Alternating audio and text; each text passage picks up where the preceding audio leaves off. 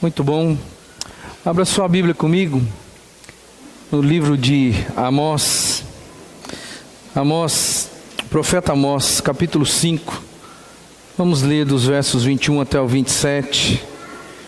E vamos juntos olhar para a palavra e enxergarmos algumas coisas importantes para a nossa vida.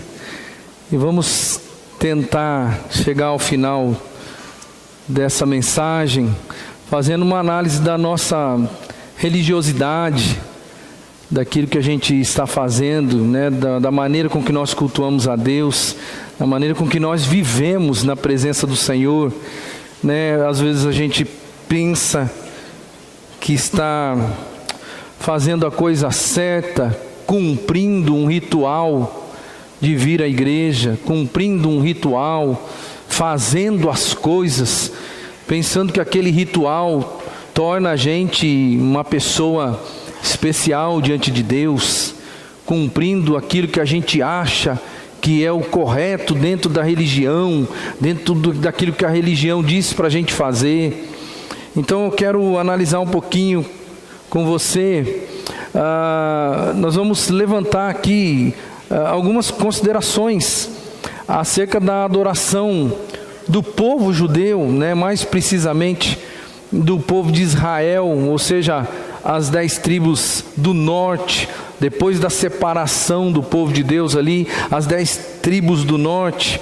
Vamos dar uma olhadinha para a adoração cultica desse povo, e nos tempos de Amós, e você vai concordar comigo, depois de fazermos um arrazoado aqui das coisas, que aquele povo, eles tinham uma religiosidade, mas era uma religiosidade vazia.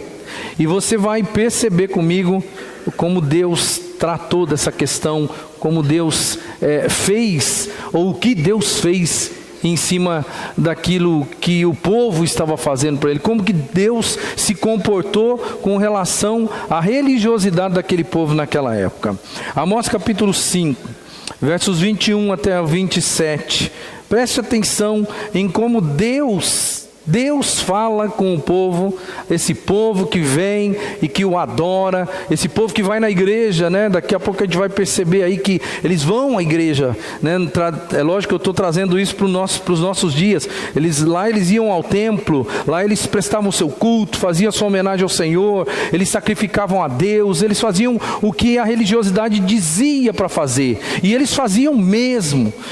Eles não estavam em falta com Deus com relação à religiosidade, a cumprir as coisas que a religião determinava para eles. Mas olha como Deus fala com este povo, preste atenção. Diz assim a palavra do Senhor: eu odeio e desprezo as suas festas religiosas, não suporto as suas assembleias solenes.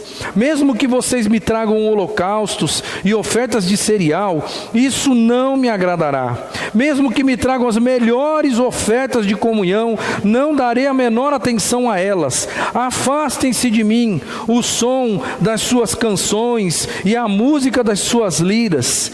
Em vez disso, corra a retidão como um rio, a justiça como um ribeiro perene.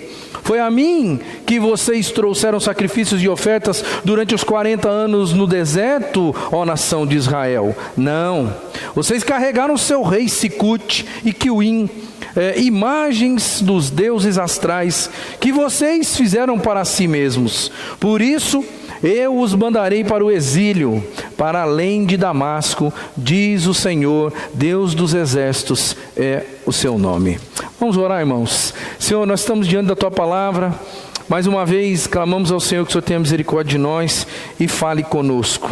Que nós aqui hoje, né, nós membros desta igreja, frequentadores dessa igreja, visitantes que hoje estão aqui conosco, que nos dão muito prazer pela presença, que cada um de nós aqui possa perceber e analisar a sua própria religiosidade e aquilo que tem feito, e que possamos analisar para ver se nós estamos agradando ao Senhor, porque em suma, em última análise, o que nós estamos fazendo aqui hoje, nós estamos agradando o Senhor.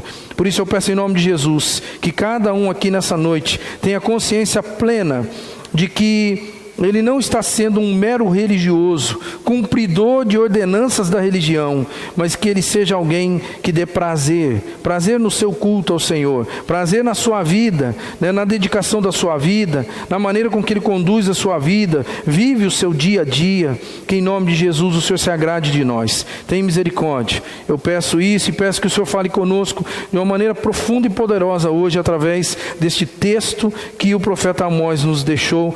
E eu entendo que por vontade do Senhor, o Senhor transformou a vida daquele povo naquele tempo, e certamente o Senhor também há de transformar as nossas vidas aqui, em nome de Jesus que eu peço. Amém e amém. Religiosidade vazia, é isso que a gente enxerga, né, nas entrelinhas dos textos que nós vamos analisar e vamos enxergar ainda nas entrelinhas dos textos. Trago aqui o primeiro texto para a gente considerar uma coisa importante, porque eu preciso que você entenda como era a religiosidade na época, o que o povo fazia, né, por que Deus falou desse jeito com eles. Naquela época, é bom que você comece a entender como que era o culto do povo. O povo não tinha em cada cidade um templo, não existia isso. E naquela época, na época do profeta Amós, existiam 3 lugares aonde o povo peregrinava, ou seja, toda a nação, ela ia para 3 lugares, naquele momento, naquela geração. Assim diz a palavra em Amós capítulo 5, versos 4 e 6, e você vai entender onde eram esses lugares. Diz assim a Bíblia: assim diz o Senhor à nação de Israel: busquem-me e terão vida. Não busquem Betel, não vão a Gilgal, não façam peregrinação a Berseba, pois Gilgal certamente irá para o exílio, Betel será reduzida a nada. Busque o Senhor e terão vida, do contrário, ele romperá como um fogo entre os descendentes de José e a devastará, e não haverá ninguém em Betel para apagá-la. Aqui fica claro, fica evidente, existiam 3 lugares de adoração na geração de Amós. Era a cidade de Betel, um santuário na cidade de Betel, um santuário na cidade de Gilgal e um santuário na cidade de Berseba. Então, como que funcionava a adoração? O povo saía das suas casas nos dias pré-determinados, certamente todo mundo, eu fico imaginando, né, que cada um ia em um dia, passava lá uma semana e depois voltava para sua casa, e depois aí passava tempo e ele voltava de novo. Não era como a gente que vem domingo após domingo na igreja, não, eles demoravam para ir, mas era assim, todo o povo vinha. Lógico, irmãos, resguardadas as devidas proporções, eu quero que você enxergue aí como o povo católico trabalha com relação à Aparecida do Norte. O que acontece? Romeiros do Brasil inteiro, vira e mexe, eles vão para lá, ou seja, aquele lugar está sempre fervendo de gente, não é mesmo? Mas não são as mesmas pessoas. As pessoas ora vão uma vez por ano, 2 vezes por ano, e a religiosidade na época de Amós era mais ou menos parecida, e existiam 3 santuários: Betel, Gilgal e Berseba. E Amós, ele vai se referir aos 3, mas ele de uma maneira um pouquinho mais profunda, ele vai falar em Gilgal. E Gilgal é uma cidadezinha pertinho de Jericó, e ela tem um simbolismo. Gilgal, o santuário de Gilgal tem um simbolismo. Qual é o simbolismo? Quando o povo de Israel, antes de entrar na terra prometida, o povo de Israel, ele acampa-se ali naquele lugar, ele fica ali, e dali então, ele parte para Jericó. E você sabe muito bem que a primeira grande vitória do povo de Israel foi contra Jericó. E aonde eles estavam, onde era o acampamento deles, aonde eles se basearam para ir guerrear em Jericó? Em Gilgal.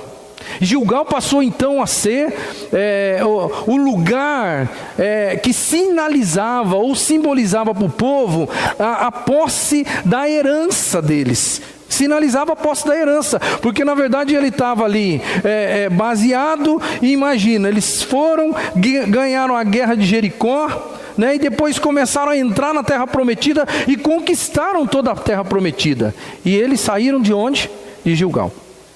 E ali então ficou marcado porque certamente Josué, ele orou ali, ele conclamou o povo a guerrear, ele dependia do Senhor. E Gilgal sinalizava para o povo, na época de Amós, anos e anos depois, gerações e gerações depois, sinalizava para o povo de Israel um lugar de garantia de vitória. Eles construíram um santuário lá, e então o povo peregrinava para lá, para relembrar quando eles conquistaram a Palestina, quando eles conquistaram toda a terra prometida que Deus havia dado para eles. Então, nesse momento, em Amós, que é muitos anos depois de Josué, aquela cidade, ela se torna uma cidade sagrada. O templo que ali, o templo, melhor dizendo, o lugar, né, onde eles sacrificavam para Deus, ali, né, se tornou um centro onde todas as pessoas iam para lá. Era um lugar muito especial. E o que o pessoal tinha em mente quando ia para lá? Eles tinham em mente: nosso Deus é poderoso, o nosso Deus vence as guerras para nós, o nosso Deus é aquele que faz as coisas para nós, a promessa sempre será de vitória, de garantia. Eu vou para Gilgal, eu vou relembrar o tempo em que Deus fez grandes coisas para nós, e eu estou com uma necessidade.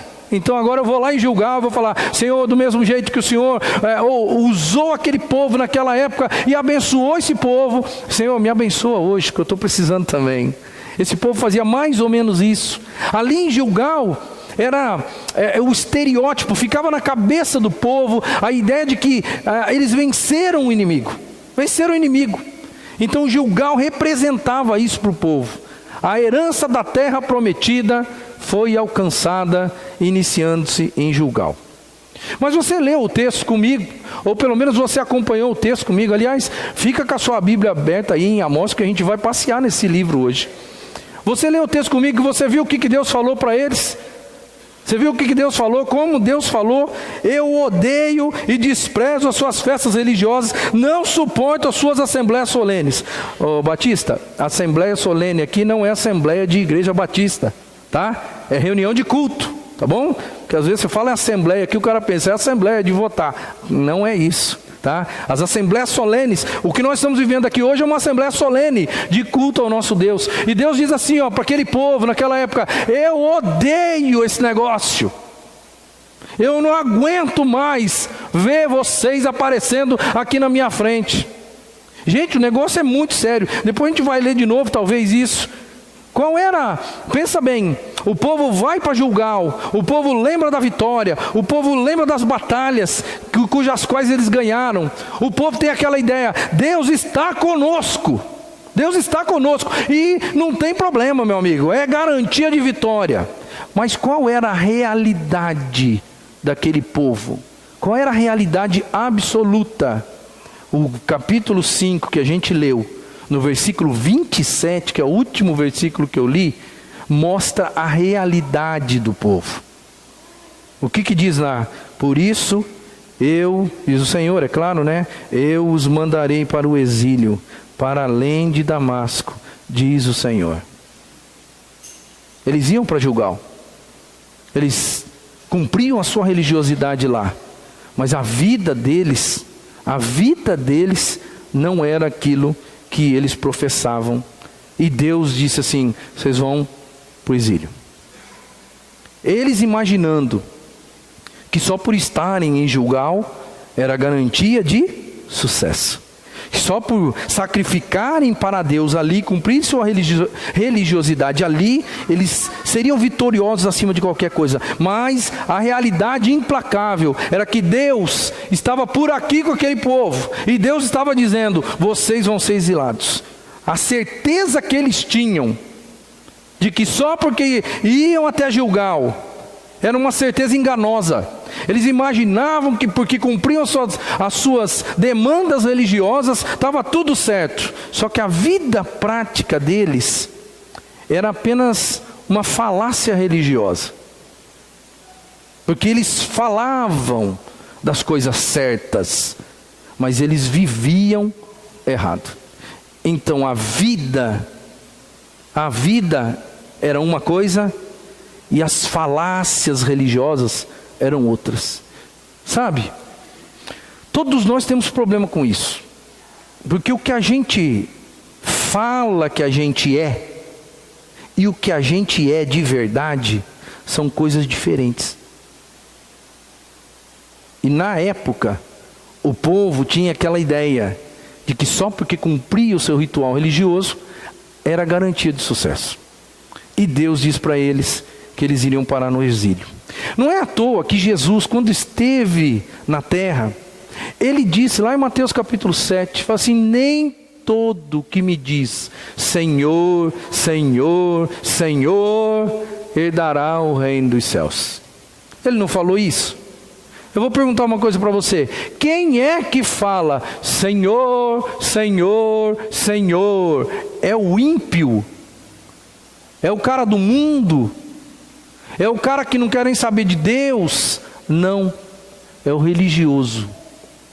É o cara que tem a religiosidade como tábua de salvação. E Jesus disse assim, ó: nem todo mundo que fala Senhor, Senhor, Senhor, herdará o reino dos céus. Esse negócio é para nós, meu querido. Deus, a vida do cristão, ela não pode ser dissociada, prática e teoria, porque aquele povo estava vivendo isso. A teoria deles era bonita, a religiosidade era bonita, eles iam à igreja. Eu estou trazendo isso para os nossos dias, eu quero que você entenda, porque eles iam lá sacrificar para Deus, eles iam no culto, eles cumpriam seus rituais religiosos, eles faziam aquilo que a religião dizia, faça isso. Eles eram membros da igreja, eles contribuíam com a igreja, eles iam nos cultos todos os domingos na igreja, mas a vida deles era uma mentira, porque fora da religiosidade eles eram outros. Mas como eles iam à igreja, como eles estavam lá, eles achavam: Deus vai segurar a barra para nós, Deus vai abençoar a gente de um jeito ou de outro, porque nós somos o seu povo. A nossa vida, Deus, Ele livra a gente, Ele nos salva do pecado, mas Ele não salva a gente quando a gente vive no pecado. Eu já vivi no pecado e eu sei que Deus não livrou a minha cara. Quando eu vivi no pecado, Deus pesou a mão. Deus me salvou do pecado, mas quando, num determinado momento da minha vida, eu vivi no pecado, a mão de Deus pesou. Por isso não tem como dissociar. É fé cristã autêntica e prática de vida autêntica. É assim que a bênção do Senhor está sobre a vida do cristão. É assim. Não tem outro roteiro. O problema é que o povo lá estava ludibriado. O povo imaginava: eu posso viver a vida do jeito que eu quiser, se eu continuar indo para Betel, se eu continuar indo para Gilgal, se eu continuar indo para Berseba, se eu sacrificar para o Senhor, se eu fizer o meu ritual religioso, Deus é obrigado a me abençoar, porque Ele disse que eu devia fazer aquilo. No meio dessa realidade toda, porque era isso que estava acontecendo naqueles dias, eles tentavam praticamente subornar Deus. Essa é a palavra, não tem outra. Subornar Deus através de uma religião muito pomposa. Você vai descobrir, quando a gente lê com um pouquinho mais de calma aqui, que existia uma religiosidade pomposa ali, em que outros tempos não existia da forma que existia aqui na época de Amós. E qual é o diagnóstico? Qual é o diagnóstico que Amós vai fazer? Qual é o diagnóstico? Ele vai dizer: olha, Deus vai levar vocês para o exílio, não tem jeito. O diagnóstico que ele faz, em um contexto rápido, após só um pouquinho aqui que eu acho que eu errei.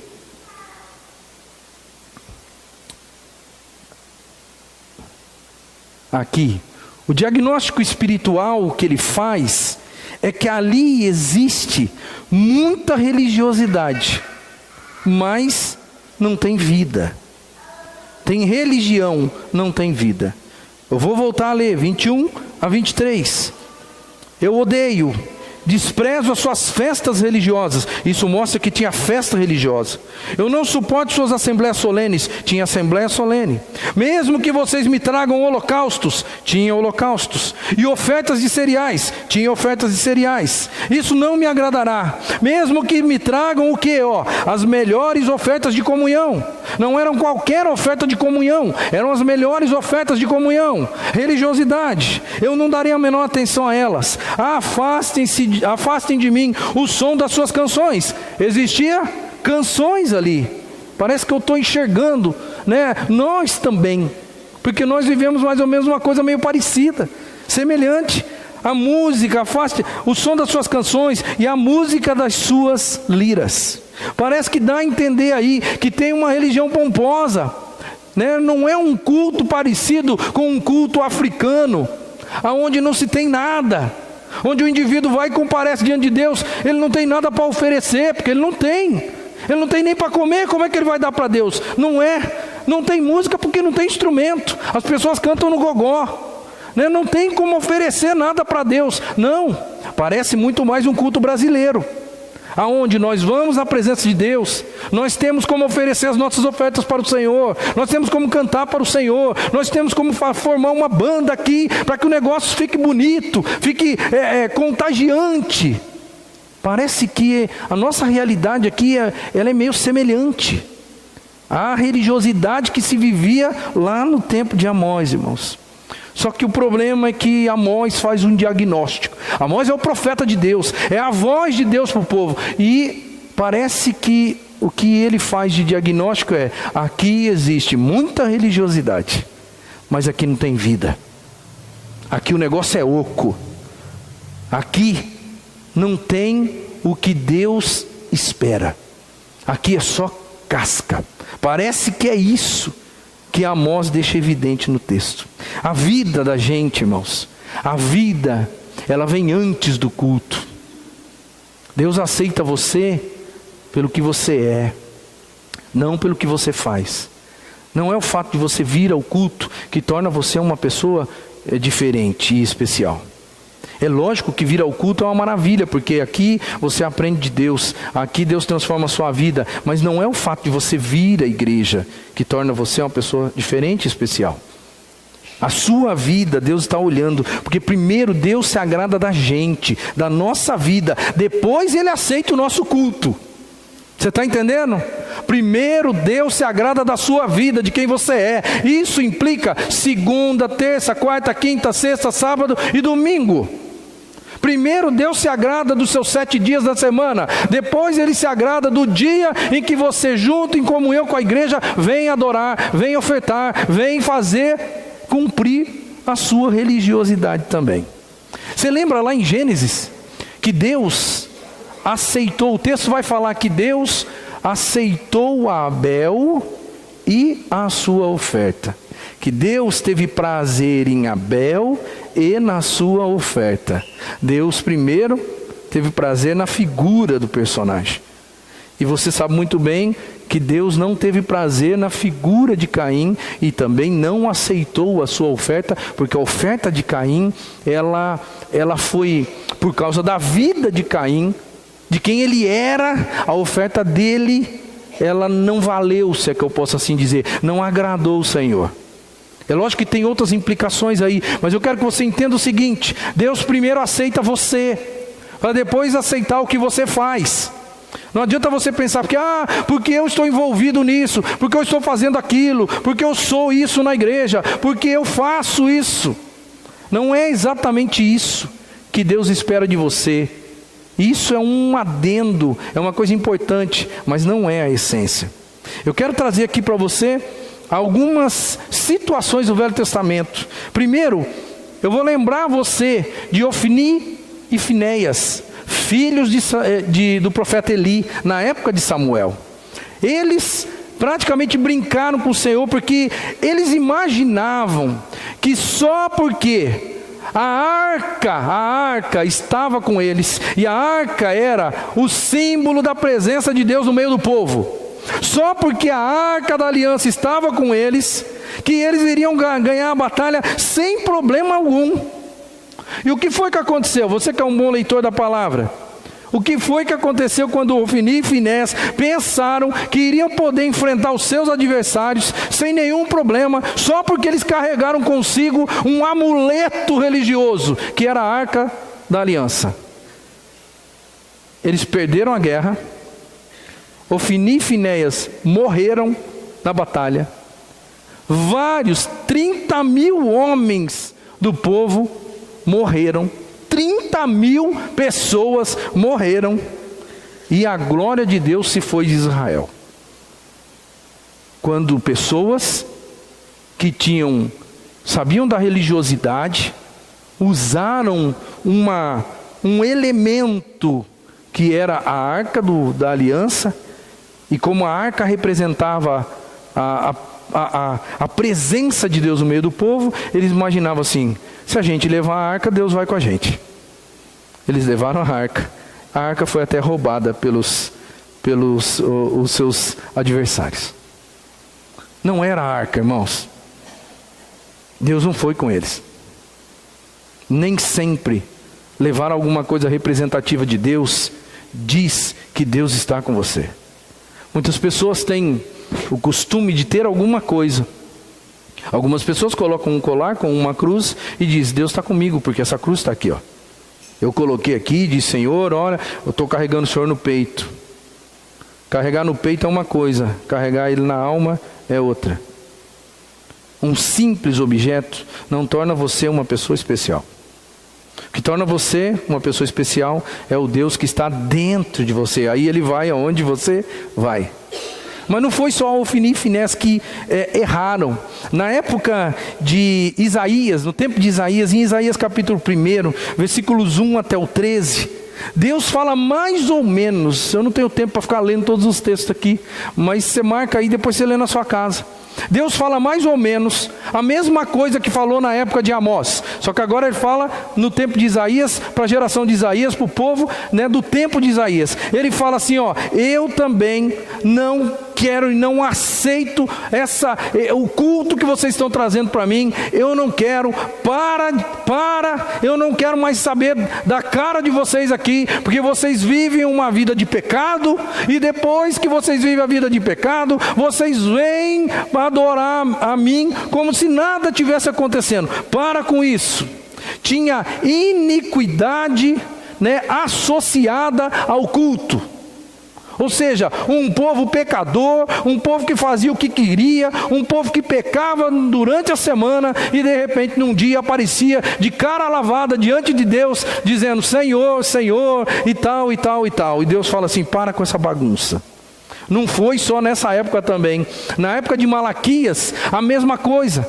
Malaquias capítulo 1, versículo 10, né? Ao ver o povo oferecendo para Deus a sobra, e o resto, na verdade, o resto das primícias, Malaquias, que é profeta de Deus, chega a falar assim, ó: era melhor que a gente fechasse as portas do templo.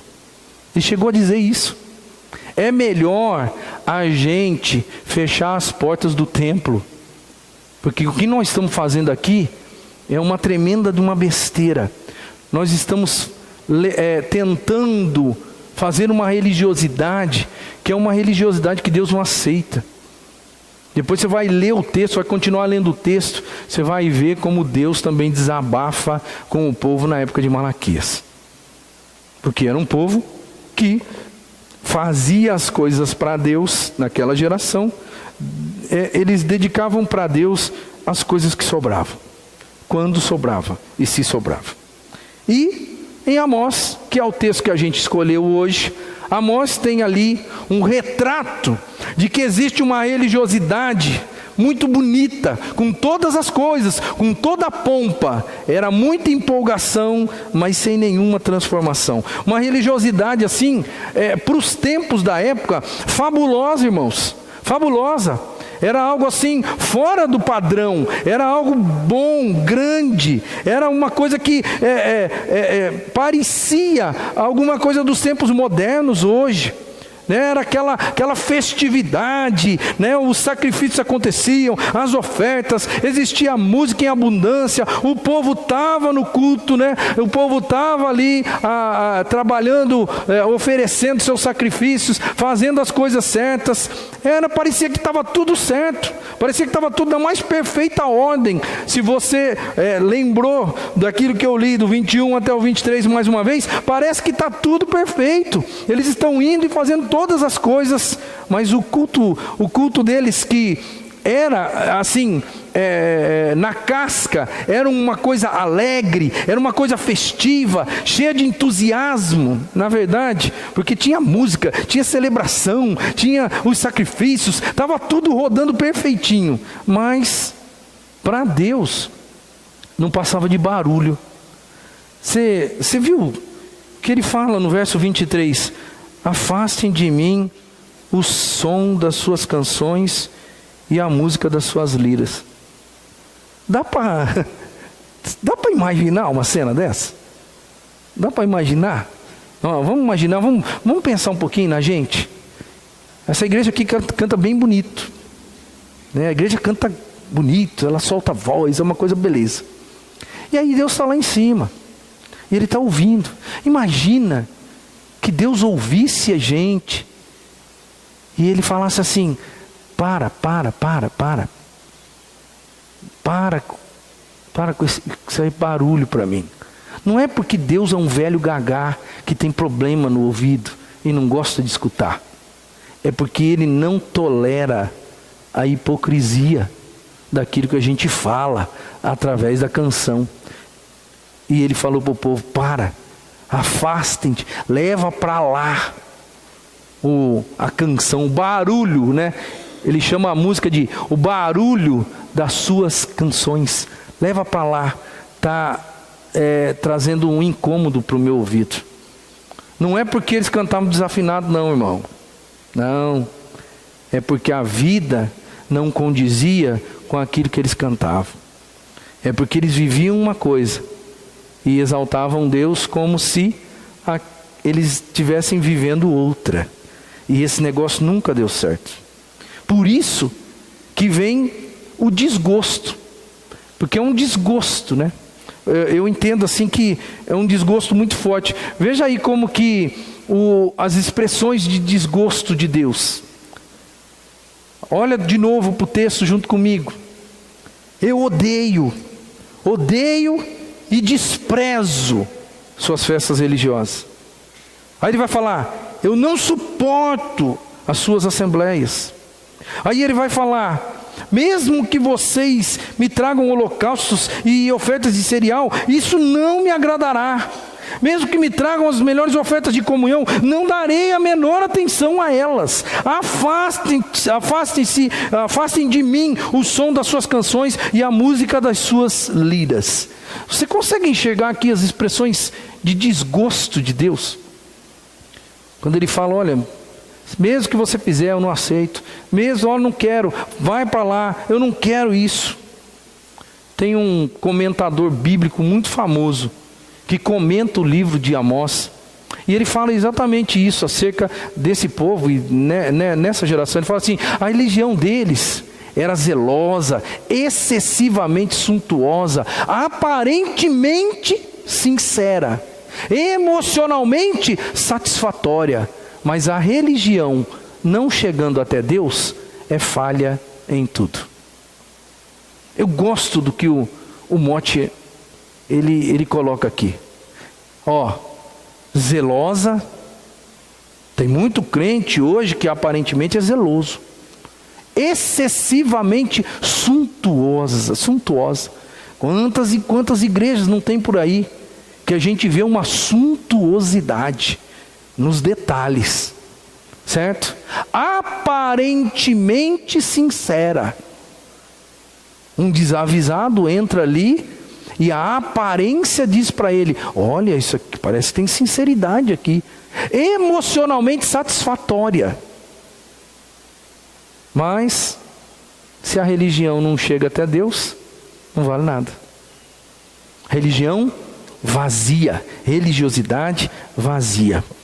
Por isso que o apóstolo Paulo fala para a gente lá em Romanos 12, né, que a gente tem que apresentar o nosso culto racional a Deus. Culto racional é culto que agrada a Deus, que tem sentido. Culto racional é que tem sentido.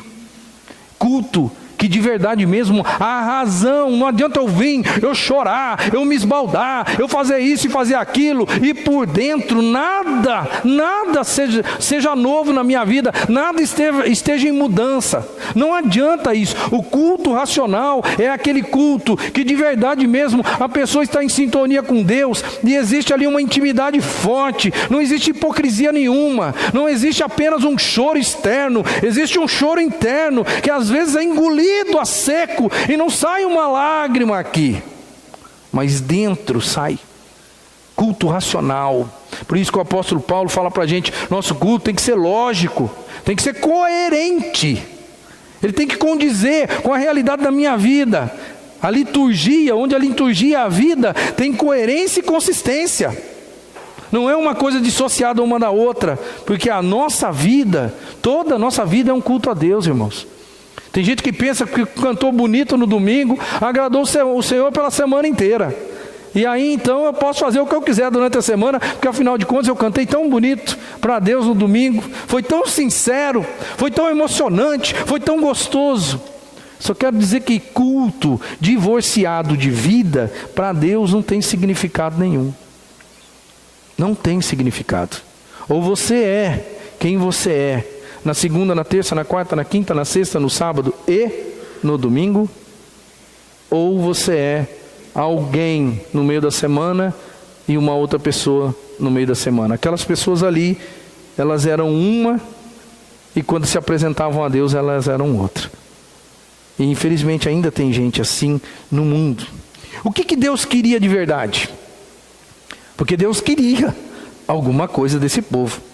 Deus não mandou o profeta Amós lá ao acaso. O profeta Amós não caiu de paraquedas no meio do povo lá para nada. O que Deus queria? A mensagem de Amós para aquele povo vai mostrar o que Deus queria.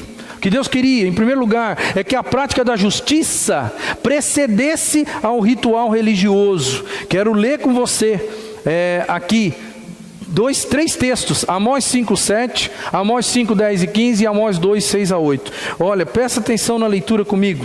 Amós 5:7, diz assim a palavra de Deus: vocês estão transformando o direito em amargura e atirando a justiça no chão. Ele está falando de como o povo vivia o dia a dia. 10-15, vocês odeiam aquele que defende a justiça no tribunal e detestam aquele que fala a verdade. Vocês oprimem o pobre e forçam a dar-lhes o trigo. Por isso, embora vocês tenham construído mansões de pedra, nelas não morarão. Embora tenham plantado vinhas verdejantes, não beberão do seu vinho. Agora mais um texto, Amós 2:6-8, diz assim a palavra do Senhor: assim diz o Senhor, por 3 transgressões de Israel, e ainda mais, por 4, não anularei o castigo. Vendem por prata o justo, e por um par de sandálias o pobre. Pisam a cabeça dos necessitados, como pisam o pó da terra, e negam justiça ao oprimido. Pai e filho possuem a mesma mulher, e assim profanam o meu santo nome. E inclinam-se diante de qualquer altar, com roupas tomadas como penhor, no templo do seu Deus, Deus com D minúsculo, que não é o Deus deles de verdade, bebem vinho recebido como multa. Você está enxergando aqui como que era a sociedade da época? E esse mesmo povo é o povo que vai a Gilgal, é o povo que vai a Berseba, é o povo que vai a Betel e que cumpre a sua religiosidade e que oferta ao Senhor e que canta para Deus. Mas você enxergou como que está a sociedade, como que eles estão? Eles estão podres por dentro, mas eles continuam cumprindo a religiosidade, imaginando que Deus vai fazer a coisa acontecer. O culto acabava expressando o carisma do povo, irmãos, mas eles não tinham caráter. Você conseguiu enxergar aqui comigo? Vocês vendem o pobre por um par de sandália. O Brasil não está muito diferente disso não. Porque aqui não vende o pobre por um par de sandália, aqui mata uma pessoa por um par de sandália. Não é mesmo? Aí a pessoa faz isso no meio da semana, e aí no final de semana ela vai no culto, oferta a Deus, canta para o Senhor, e pensa que porque está sendo religioso, Deus está ouvindo. Eles diziam que amavam a Deus, mas eles oprimiam o pobre. É por isso que o que Deus queria é que a prática da justiça precedesse o ritual religioso. Ou seja, a prática da justiça, serem justos, deveria vir antes do culto deles. Mas eles não conseguiam entender esse negócio. Por isso que eles foram parar no exílio, irmão. Deus pesou a mão e castigou, e não castigou na hora certa. Deus estava cansado daquele espetáculo, de uma religião pomposa, suntuosa que eles estavam vivendo. Porque na verdade, Deus ele odeia a fraude religiosa. Fraude religiosa. Gente que pensa que consegue enganar o Senhor, né? Que Deus não sabe quem Ele é de verdade. A segunda coisa que Deus queria é retidão de vida e não abundância de ritual. O 5:24 mostra que tinha muito ritual, né? Em vez disso, corra a retidão como um rio, a justiça como um ribeiro perene. Dos versos 21 até o 23 fala da suntuosidade, da religiosidade, mas no 24 ele fala assim: eu não quero isso, e em vez disso eu quero que corra a retidão como um rio e a justiça como um ribeiro perene. Infelizmente, vamos ver um outro texto aqui, de 4 a 5, que eu acho interessante. Esse aqui eu coloquei aqui, ó. Vão a Betel e ponham-se a pecar, vão a Gilgal e pequem ainda mais, ofereçam os seus sacrifícios cada manhã, os seus dízimos no terceiro dia, queimem pão fermentado como oferta de gratidão, e fiquem proclamando por aí as suas ofertas voluntárias, anunciem nas israelitas, pois é isso o que gostam de fazer, declara o Senhor soberano. Você consegue enxergar o peso das palavras que Deus está dizendo para esse povo? Você consegue enxergar comigo? Leia esse texto, leia o livro de Amós com muita calma na sua casa, e você vai perceber como Deus estava irado com aquele povo, que era um povo aparentemente religioso, que era um povo que levava as coisas de Deus aparentemente a sério. Muitos crentes, infelizmente, hoje na nossa geração, eles se parecem com esse povo da época de Amós. Muitos, infelizmente, são assíduos no culto, são cumpridores das suas responsabilidades na igreja, estão sempre ali, o discurso é sempre de santidade, mas a vida real é impura. E dá para esconder isso de todo mundo, menos de Deus. A vida, irmãos, que Deus espera de nós, é uma vida irrepreensível. Não é fácil isso, certo? Não é fácil. Mas é o que Deus espera da gente, uma vida irrepreensível. E a última coisa que Deus queria daquele povo era uma estabilidade espiritual. Isso é uma coisa bem para eles lá, talvez não é tanto para nós aqui, mas ensina a gente também. Amós 5, 25 a 27, ele vai falar o seguinte: foi a mim que vocês trouxeram sacrifícios e ofertas durante os 40 anos de deserto, ó nação de Israel? Não, vocês carregaram o seu rei Sicute e Quium, imagens dos deuses astrais que vocês fizeram para si mesmos. Engraçado, tem um detalhe aqui, que nem a gente só descobre aqui, mas durante a peregrinação no deserto, nos 40 anos do povo de Deus, muitos deles tinham o seu deusinho particular debaixo do braço. E Deus vai falar aqui em Amós: foi para mim que vocês sacrificaram durante os 40 anos? Não, não foi não.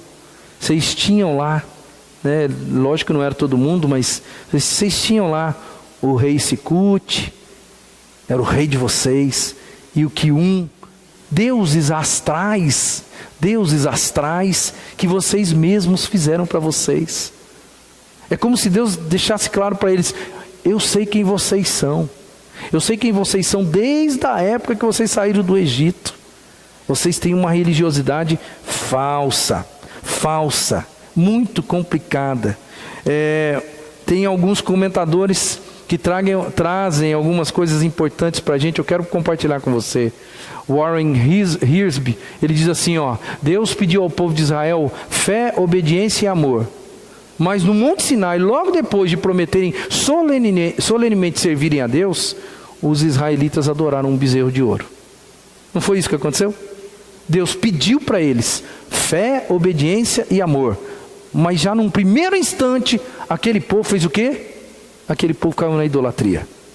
Ele está falando, Warren Wiersbe está falando de quem aquele povo era, da essência daquele povo, que dizia estar sendo conduzido por Deus, mas na verdade, numa primeira oportunidade, eles erram. Primeira oportunidade.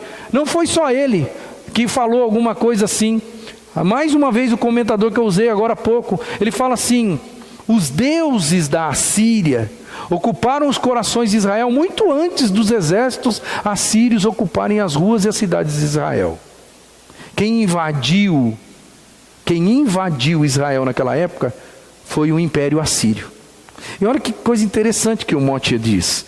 Ele fala assim, na verdade eles foram mesmo invadidos pela Assíria, pelos exércitos da Síria, mas antes dos exércitos assírios invadirem as ruas, as avenidas das cidades de Israel, os deuses da Assíria já estavam no coração deles. Ou seja, eles estavam ganhando aquilo que na verdade parece que correram atrás. O Champlin, que é um outro comentador bíblico, ele diz assim, desde o início, ou desde o princípio da nação, está falando acerca de Israel, a adoração de Israel fora falsamente orientada. Com frequência não era para Deus, mas para o bezerro de ouro, para a lua, para as estrelas, para Moloque e para outros deuses falsos, que muitos traziam sacrifícios e ofertas durante os 40 anos de perambulações pelo deserto. Você sabe de uma coisa? Depois da terceira geração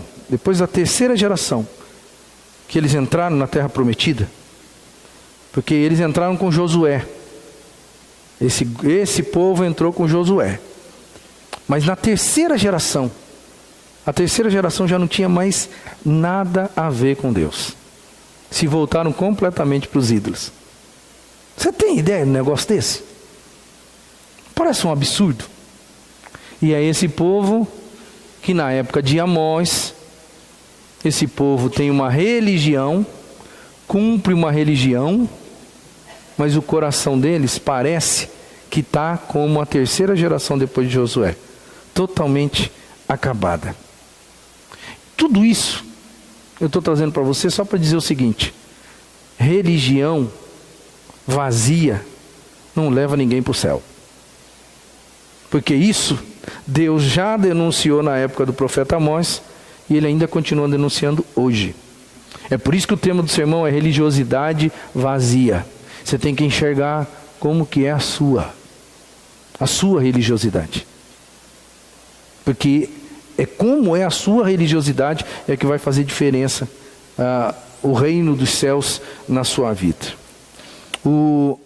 Será que nós não temos os nossos deuses astrais? Será que nós não temos também os nossos Moloques, né, que eram um deus da época que o povo acabava sacrificando para ele também, mas do mesmo jeito que sacrificava para ele aqui, ele ia no tempo certo, ia lá em Gilgal, ia lá em Betel, ia lá em Berseba e cumpria a religiosidade.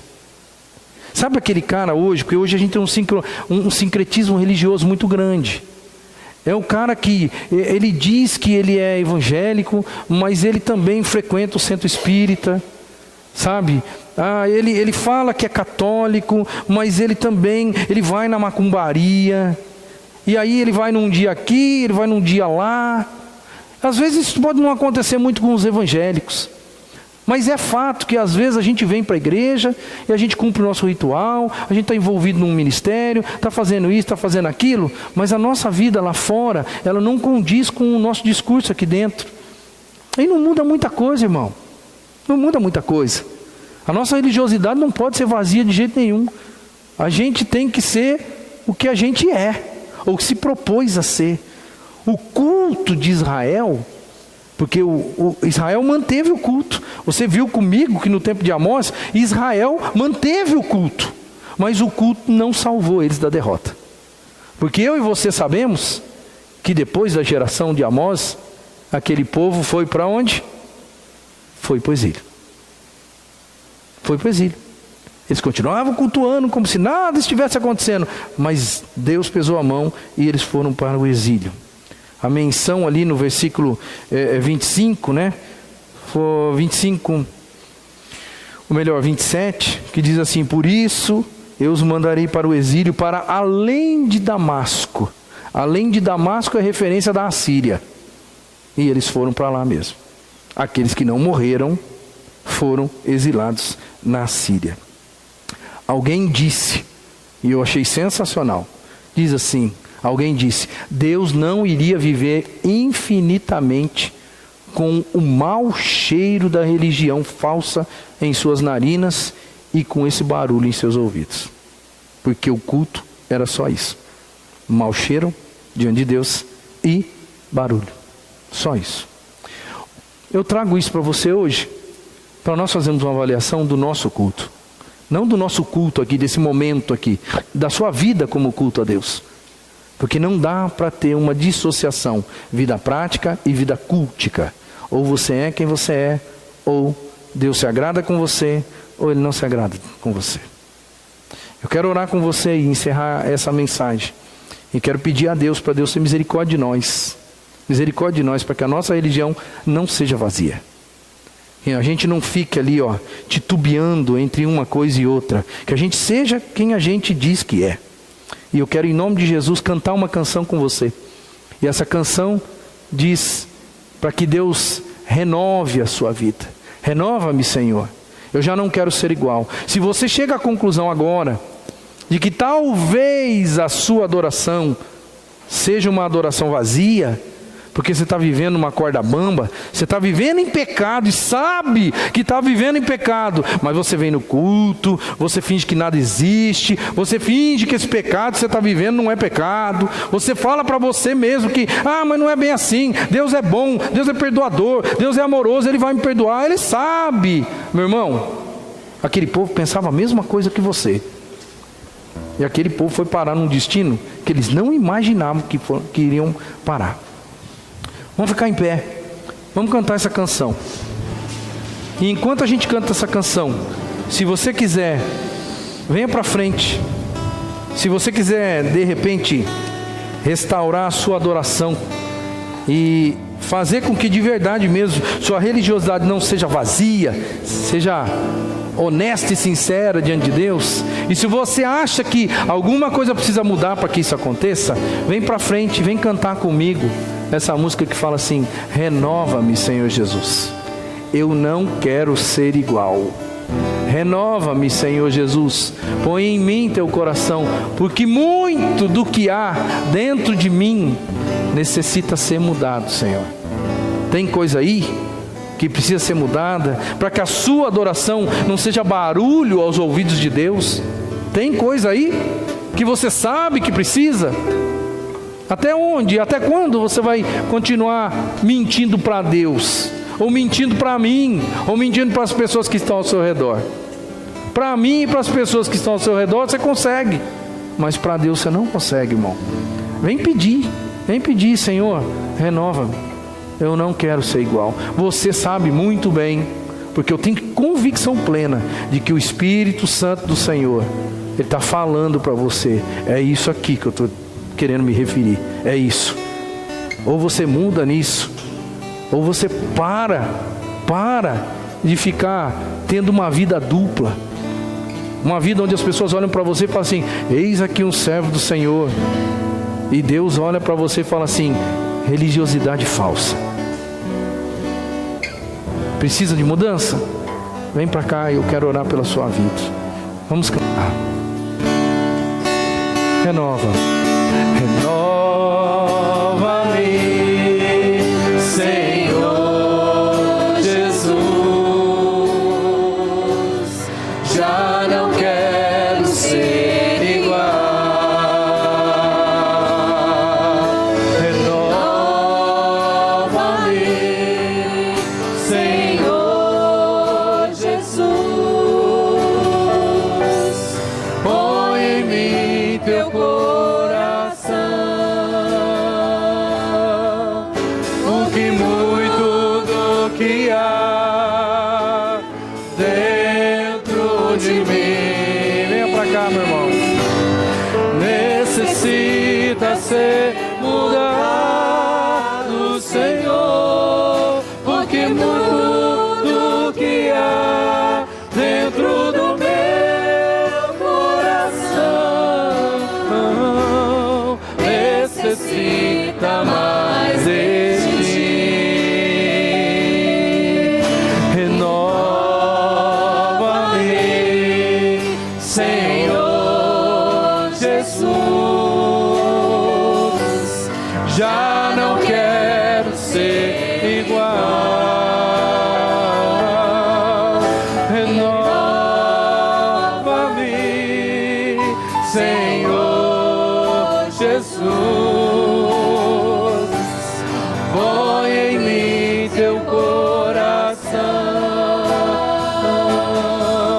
porque mudo que há dentro de mim necessita ser mudado, Senhor, porque mudo que há dentro do meu coração necessita mais de ti. Necessita mais de ti. Necessita mais de ti.